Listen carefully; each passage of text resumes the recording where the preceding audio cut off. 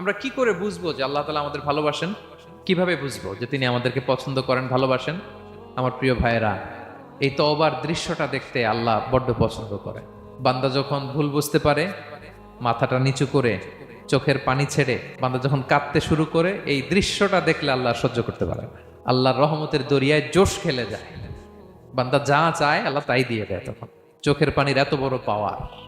আল্লাহ তাআলা বলছেন, বালা মান আওফা বিআহদিহি ওয়াত্তাকা ফাইন্নাল্লাহা ইউহিব্বুল মুত্তাকিন। হ্যাঁ, যারা ওয়াদা রাখে, আল্লাহকে ভয় করে, আল্লাহ তাআলা এই মুত্তাকিদের বড্ড ভালোবাসেন।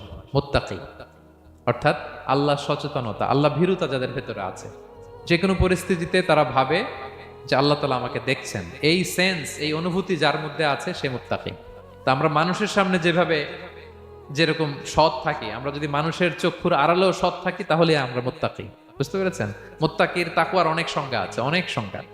সবচেয়ে সহজ সংজ্ঞা হচ্ছে, মানুষের সামনে আমরা যতটা ভালো, আমার প্রাইভেট লাইফেও যদি আমি ততটা ভালো হই তাহলে আমি মুত্তাকি। একটু যোগ বিয়োগ দিয়ে নেন নিজের সাথে নিজে, যে আমি পাবলিকলি যতটা ভালো, প্রাইভেটলি ততটা ভালো কিনা। যদি হই তো আমি মুত্তাকি।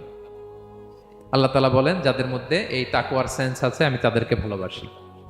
তাকওয়া হচ্ছে কেউ না দেখলেও আল্লাহ দেখেন, এই অনুভূতি।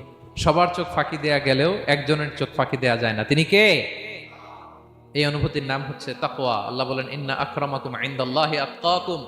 তোমাদের মধ্যে সবচাইতে আল্লাহর কাছে সম্মানিত ব্যক্তি যার মধ্যে আল্লাহর ভয় বেশি। নাকি আল্লাহ বলছে, তোমাদের মধ্যে যে সবচেয়ে বড় বিলিয়নিয়ার সে আল্লাহর কাছে সম্মানিত। দেখতে বেশি সুন্দর সে সম্মানিত।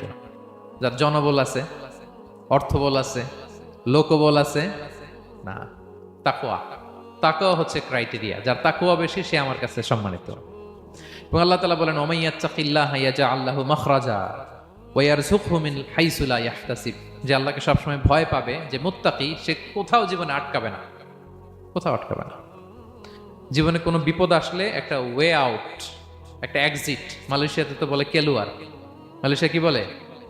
এই জীবনে কোথাও আটকাবেন না, আটকাইলেই একটা কেলুয়ার পেয়ে যাবেন। কেলুয়ারের ব্যবস্থা করে দিবে কে? ব্যবস্থা করে দিবেন। আর এমন জায়গা থেকে তিনি রিজিকের বন্দোবস্ত করবেন আপনি কল্পনাও করেন নাই।